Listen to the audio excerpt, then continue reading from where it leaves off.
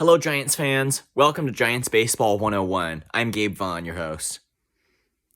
Many others are very happy and excited about the Giants' new managerial hire. And I'm sure a great many of you came on today expecting that I would be too.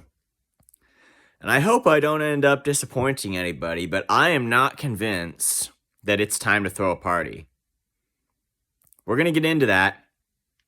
But first, I'd like to comment on the World Series. The Rangers beat the Diamondbacks 3-1 today, so now they lead the series 2-1.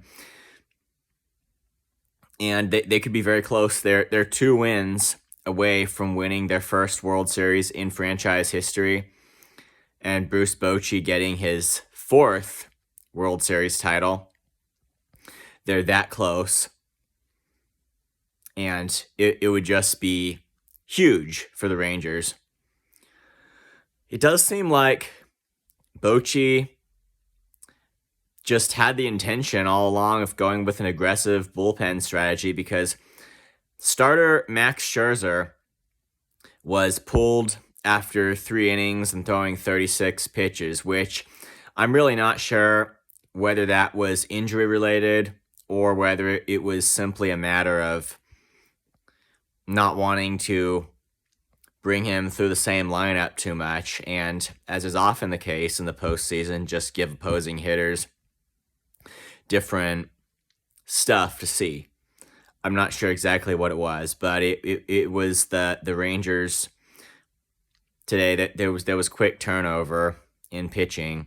Corey Seager hit another home run today. It was his second 2-run shot of the World Series. The first one coming in Game 1, where he tied the game in the 9th, and then Adolis Garcia walked it off with home run in extras, where they didn't use the automatic base runner. Evidently, that's not that rule is just not there in the postseason, which that's a good thing. I think at least some of the time, keep baseball looking traditional, even though it's probably good for the game just overall. Anyway, Rangers are very close to a championship. And now we've just got some things to talk about with the Giants. And let me first say that their choice of manager, Bob Melvin, is probably a very good one. I mean, it's just he's seen as a guy who can get a team to the postseason and maybe win a championship, and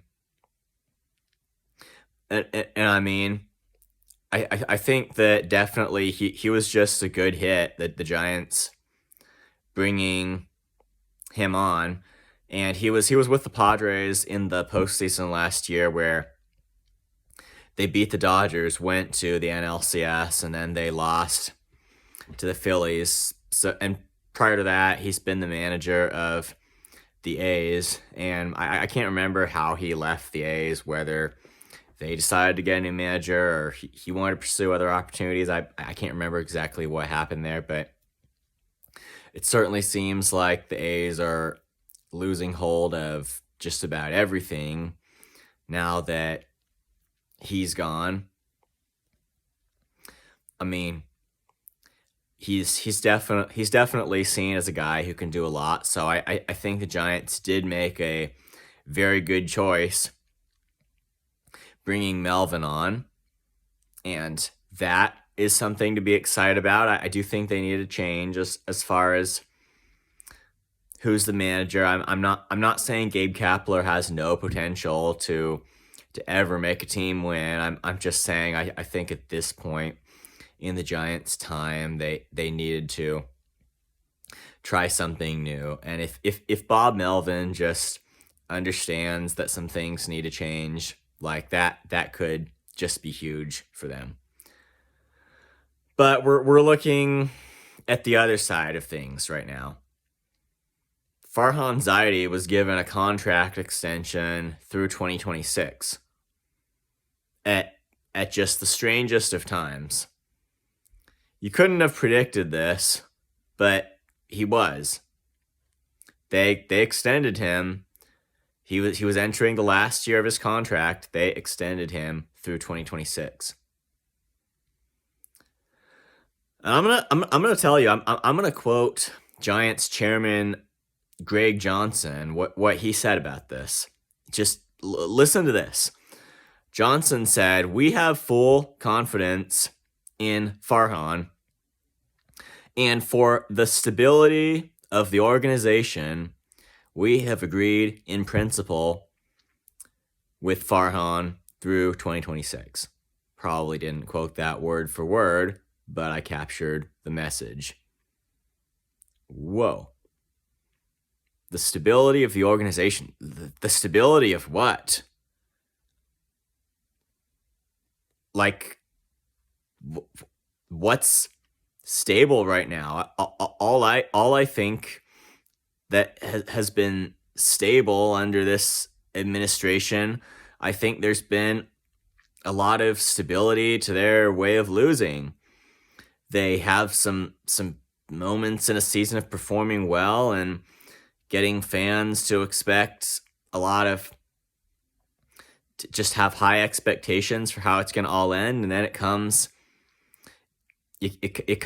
crashing down. I think we're just getting into a very stable system from year to year of how the Giants' hopes just rise and fall. If that's the only thing I can think of when anything such as the stability of this organization is mentioned.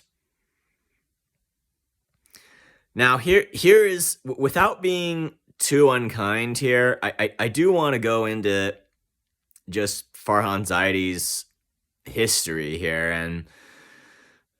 and just see if we can pick up some kind of a pattern here. He started in 2019 with the Giants, and it wasn't their intention to really go all out and contend, because it didn't seem like that was the wisest thing for them based on where they were, and it had to be pretty much a rebuild season. That was the plan for them, and Bruce Bochy was entering his last season as their on-field manager.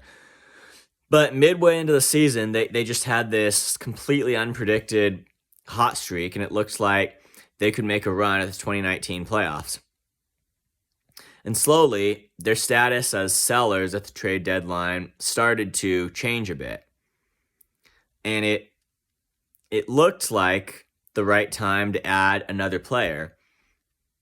And it's certain that fans all around were getting excited, hoping that they would.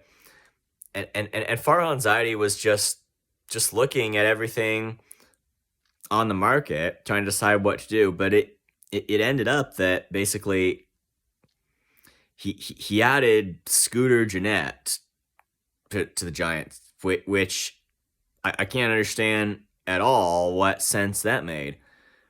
He had not been hitting well with the Reds that year. He had had an injury. It's just, I mean, that just, he just wasn't the guy. I don't know how you could say that any stronger. And the Giants didn't get the help they needed. And I mean, their hot streak lasted a bit longer, but they fell out of that race. And then in 2020, it was kind of a big mix-up of a lot of things, that the playoffs were expanded, and yet they still couldn't get in. 2021 was a good 107 win season.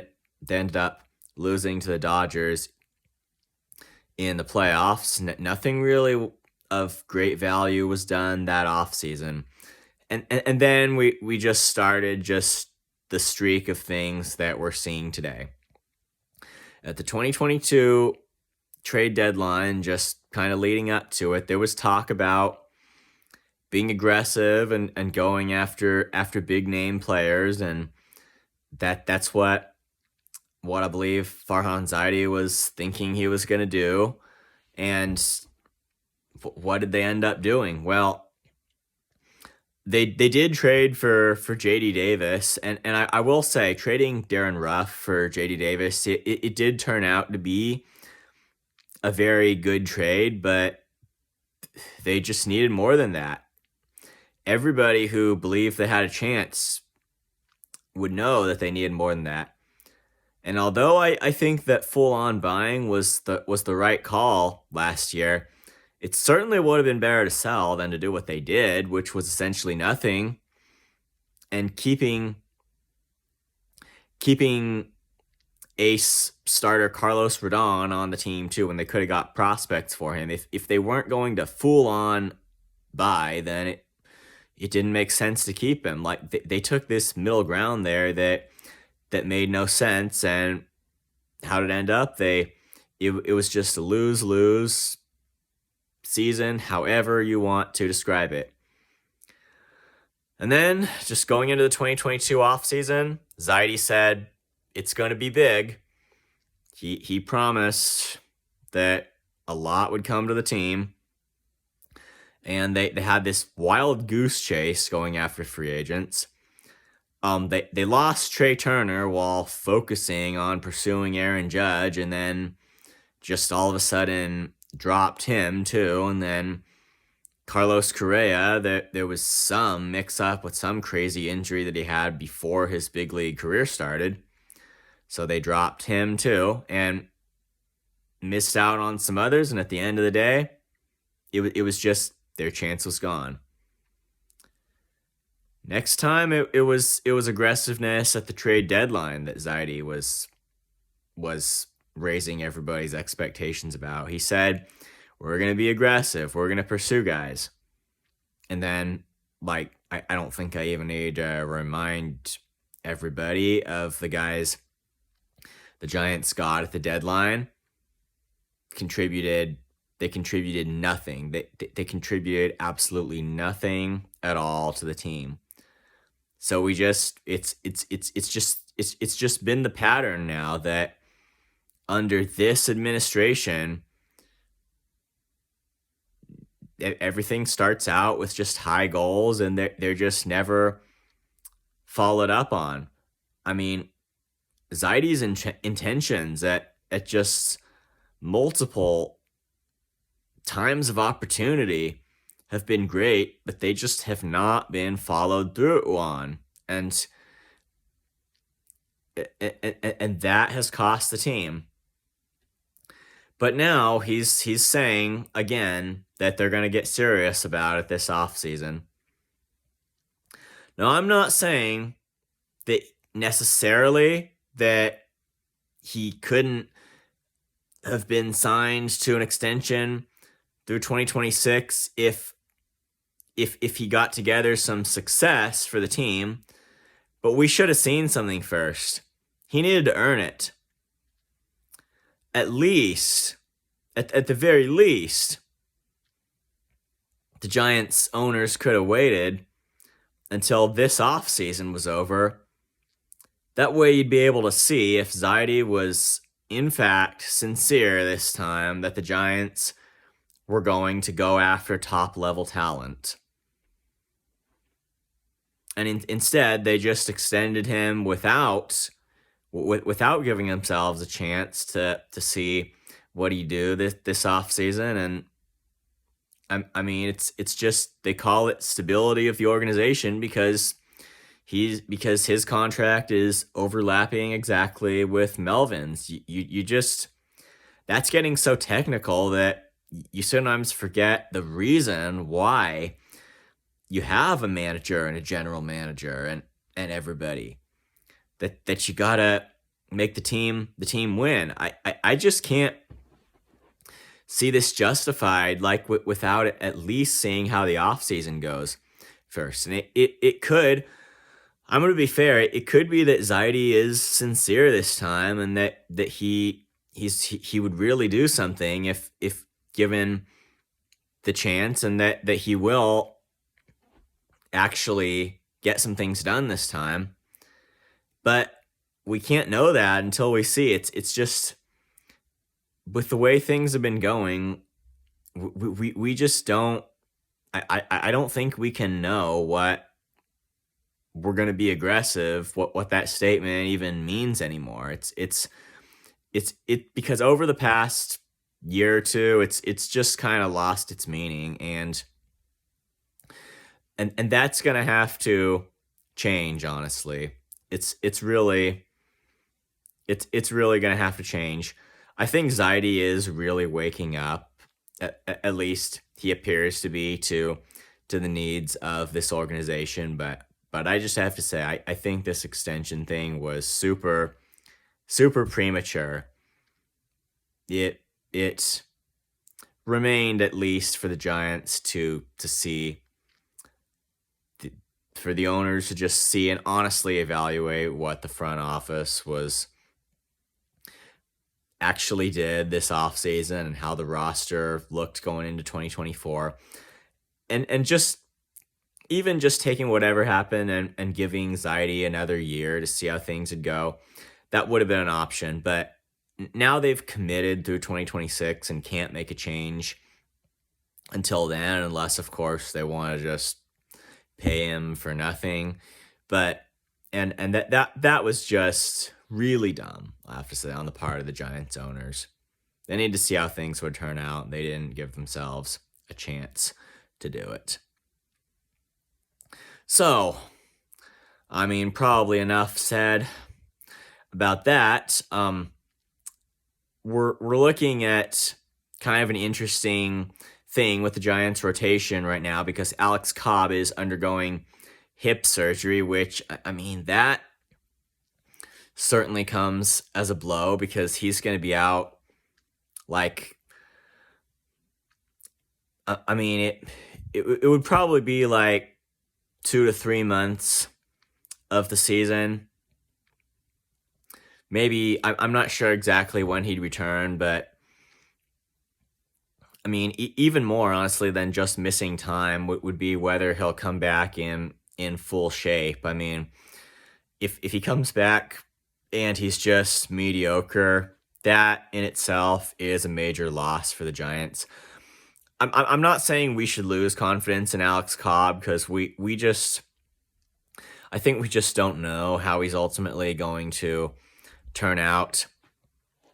The point here is just how important it is for the Giants to go after top level starting pitchers. And the whole bullpen day thing that the Giants have been doing both this year and just for part of last year too, I don't think it can be just a long-term strategy for the Giants. And sometimes I have to respect when a team does decide to use unconventional, non-traditional ways of doing things to try a new strategy. But you also have to realize when it just doesn't appear to be working, and when the traditional way is probably just a more stable way of getting everything together. So the Giants have to have a 5-man rotation going into 2024. That is just a non-negotiable fact. And yet it can't just be full of mediocre duds either. The free agent market, it's out there for a reason, and they're going to have to make a push and sign at least one top-level starting pitcher, and preferably at least 2. Now, a question we can ask just while talking about that is basically, should they go after Clayton Kershaw? I believe he'd be a free agent, and he could be retiring too. That was a possibility. But you might be surprised that I'm bringing this up, but I think it'll make sense if you think about it a little more deeply. Obviously, he is an old ball player. He was 35 this year, so he's going to be 36 next year. He's a very old ball player, but despite that fact, he seems to have some of his really good stuff left in the tank. His ERA, both this year and last year, was under 300 on the season, so it shows that he's still been pitching really well. Now, about his performance in the postseason, I do think that I should comment on that, because it is and it should be concerning. He just has not had a lot of success in the postseason, least of all this year. I mean, he was just destroyed by the Diamondbacks when he went on the mound in game one against them. So that's the thing. Like, you're probably thinking Giants, if the Giants were to sign Kershaw and make the postseason, and he wasn't good, which is a high possibility. So here's the way I would think about it. First of all, remember, I think that he is likely to be really good in the regular season if the Giants were to sign him, and it's just he could do a lot, I would think, to help the Giants get there if they could just if they could just make a run on him. It's likely that in spite of his age, he would just have a really good season, maybe even be selected to the All-Star game. He is one of the best. He's been one of the best pitchers of his generation. Just don't forget that. Now, in the postseason, it's still going to be something to think about, and it almost seems like I'm saying cross that bridge when you come to it. You got to get there first, and in a way, I kind of am. But since there definitely seems to be a trend with him in the postseason, that is going to be a warning for the Giants to keep an eye on him, especially how he specifically pitches under pressure, and just take an honest approach to this. And if they had him and went into the postseason, and there was significant, legit reason to be concerned about him pitching in the highest pressure games, then they might have to just have him not do it, or to pitch in relief or something. It would sound so strange because signing Kershaw would be like signing an ace. But if there's reason to think that this trend would continue in the postseason, it would very likely be the right thing to do. So it could be an option for the Giants to sign Kershaw and have him be a huge part of their whole run, but just be mindful of the fact that he may not have it in the most high pressure games. And that the solution might just be to have the bullpen, obviously have a strong bullpen. That's going to be really important, but to have the bullpen on hand to pick him up.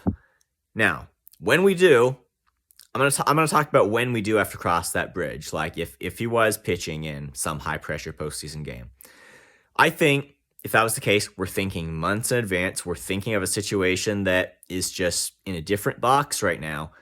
But since it's just a part of Kershaw's makeup as a player, we will think about it now. He's pitching a really high pressure game. There's concern about it, but let's say the Giants still think it's the best option to have him pitch in his spot in the rotation, which it very well might be. The solution might just be to have the bullpen on hand, and don't be afraid to pull him if he does run into trouble. And if it didn't work out, I think the solution would be to have other pitchers on hand, whether it's the actual bullpen or other starters who can pitch in relief, just to take over for Kershaw in those real, in any of those things that may turn out to be nightmare games, and you just couldn't feel it was a waste, just what you had to do.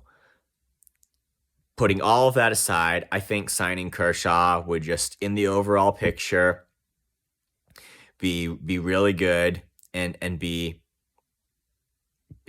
just be the step toward reaching the postseason, which is why I believe the Giants should make a run for him.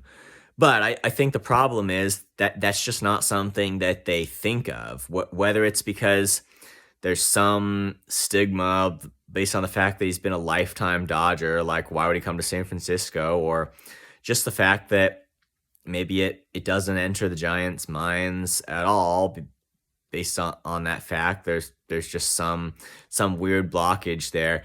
They would probably only think of signing Kershaw if they could learn to think outside of the box.